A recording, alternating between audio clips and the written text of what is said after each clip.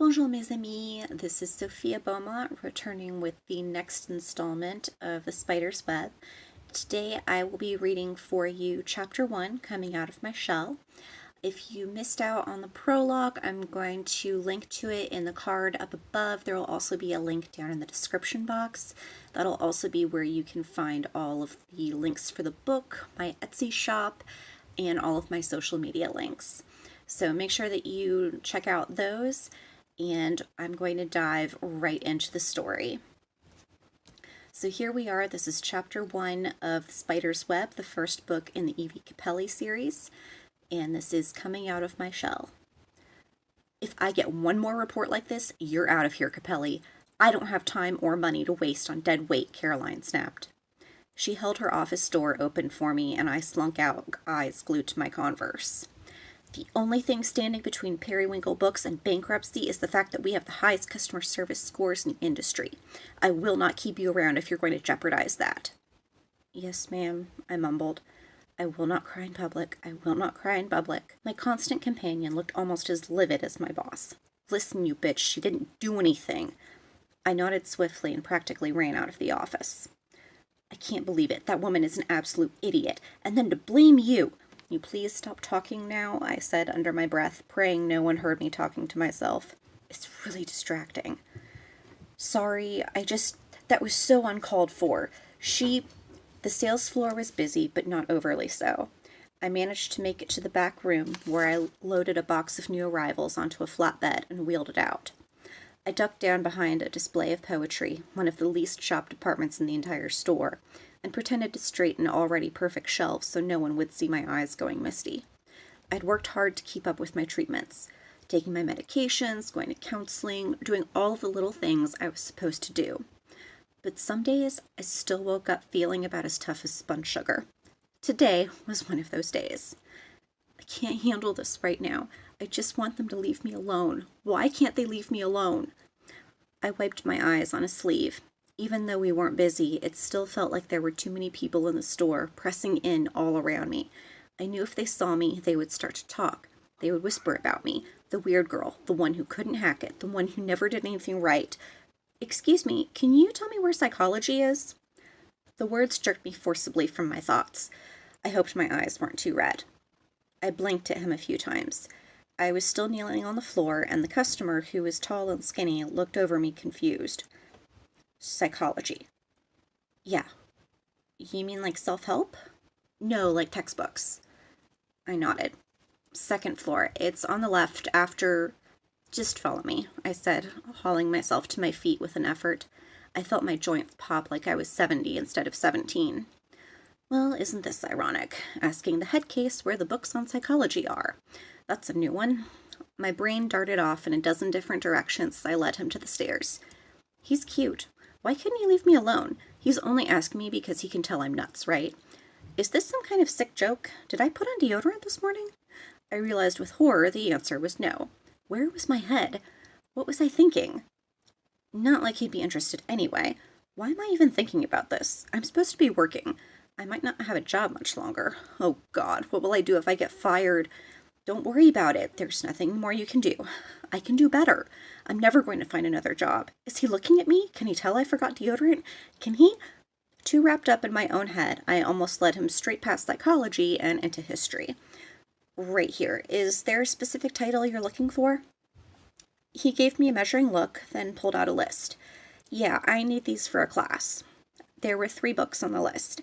I'd skimmed most of that section after I came to Montreal, trying to figure out what was going on in my head. Most psychology books just made me angry. The entire basis of the field was that everyone had something wrong with them, but I couldn't figure out what was wrong with me. Of course, my spectral companion was no help, and kept insisting I wasn't crazy. The redhead in question let out a long-suffering sigh. You know, specter is a misnomer. I'm not a ghost, or a hallucination. I'm a spirit. How many times do I have to keep telling you that? Get out of my head, I mumbled, flicking the first title off the shelf. Excuse me? Sorry, not you, I said to the customer, my face heating. It looks like we only have the second one in French. Is that okay? He huffed out a thoughtful breath of air. Can I order it in English? My French really isn't that great. His accent was British Columbian, not Quebecois. I'll check. It usually takes about a week. Okay. I'll have to order the last one too. It doesn't look like it's in stock. That's fine. I led him over to the computer terminal and started typing in the titles. He stood next to me, extremely close. I concentrated on the computer screen. Okay, so Introduction to Human Psychology will be here on Monday, but Human Psyche is on back order, and it's estimated 30 days for delivery. Shit, I need that one for our class. Well, we do have an ebook edition, which is half price. I pointed to the screen. You can read it on your phone. I clicked the link. The ebook is also updated and include links to other resources. I tapped my finger nervously on the keyboard rest. I'd already been chewed out once for telling someone we didn't have their book in stock. Don't be mad. Don't be mad. I can't fix it. He reached across me for the mouse and his hand brushed mine. He hesitated, then turned to look at me. It's okay, really. It's gonna be okay. I pulled back. What? Sorry, I just mean you don't have to worry. It's going to come out all right. About the ebook versus hard copy debate. I don't know what you're talking about.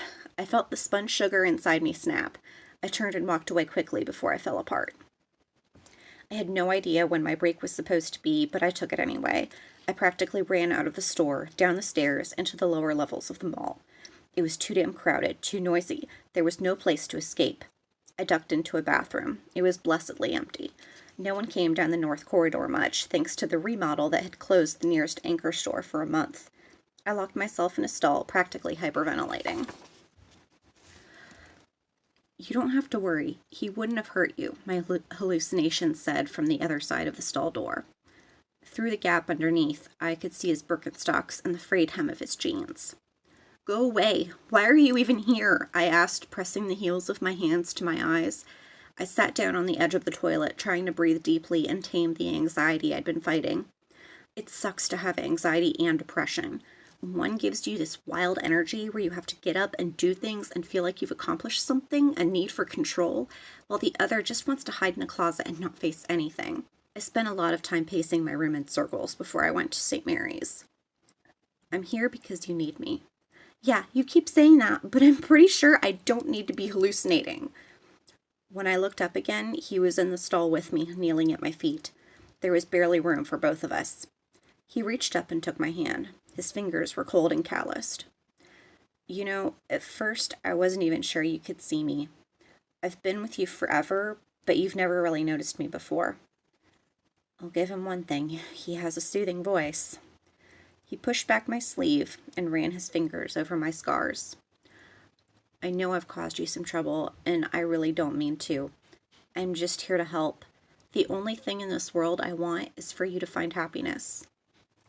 When he looked at me, I saw a sadness that matched my own, a special kind of loneliness which comes from always being around people, but never being part of the group. I'm here to back you up. No matter what happens, I'll be here to listen if you need it. That's my job. But for you to get better, you need to get back out there. You can't spend your life hiding in bathrooms. His thumb found my cheekbone and a stray tear, wiping it away. You can be strong, Evie. Stronger than you know. You've already overcome so much. One customer in a stupid little bookstore? That's nothing. You're destined to fight dragons much bigger than that, and I know you can do it. He rose, pulling me up with him. On a whim, I stepped in and laid my head on his shoulder, just for a second.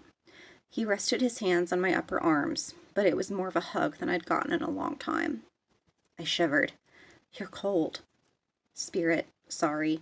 See, if I were a hallucination, I'd feel like a real person now, wouldn't I? What's your name? He'd been following me around for months, but I'd never asked. Micah. Micah. I tested it out. Then I took a deep breath and stepped back. Okay, I should get back to work now. Atta girl. I thought of the store, the people. Do I have to? You'll do fine. I took a deep breath and, with great force of will, unlocked the stall. I went back to my cart of books to find a massive, long-legged spider waiting for me. It looked at me. I looked at it. It took 2 steps towards me. Or would that be 16 with all of those legs? I squished it with a volume of Poe. Alas, nevermore, I said, sliding it discreetly back onto the shelf. I'd nearly finished unloading the books and was on my way back to the stockroom when someone stopped me. Hey! I jumped and spun around. It was the cute psychology guy. Sorry, I didn't mean to scare you. No, it's not your fault. I've been having a bad day. I'm sorry I freaked out on you. It's okay. I know. I mean, I'm good at reading people. Sometimes I just say more than I should. I didn't mean to embarrass you or anything. Don't worry about it. I overreacted. I brushed my hair behind my ear, twisting my finger in the strands. Damn it, I always played with my hair when I was nervous. I dropped my arm quickly to my side. He nodded, but didn't walk away. I'm not trying to be creepy or weird or anything, but if you want to talk. I raised an eyebrow. Is this homework or something? Diagnosing random strangers? No, nothing like that. I just mean, you seem to be in a rough place. I like listening. I'd like to help if I can. My automatic response was to say no, but part of my treatment involved not shutting people out just because they were nice to me. Okay? He handed me a half sheet of notebook paper with his name and phone number on it. Adam Gold. I'll see you around. Maybe we can get coffee or something. Yeah, okay, sure. And the fact that there was a great view as he walked away had nothing to do with that acceptance. So thank you guys for listening, and I will have chapter 2 up for you soon. Once again, I hope that my cats were not too disruptive in the background. I do have 3 of them, so they can get a bit noisy sometimes. If you have any questions or comments, please leave them down below. And don't forget to like, subscribe, and hit that bell so you can be notified of the next chapter when it's ready. Also, check out my social media links down below. If you want the latest update on all of my books, then you should check out my blog. And there's also a link on the blog for my mailing list where you will get advance notice of all of my new releases. So thanks for tuning in, and I will see you guys soon. Ciao.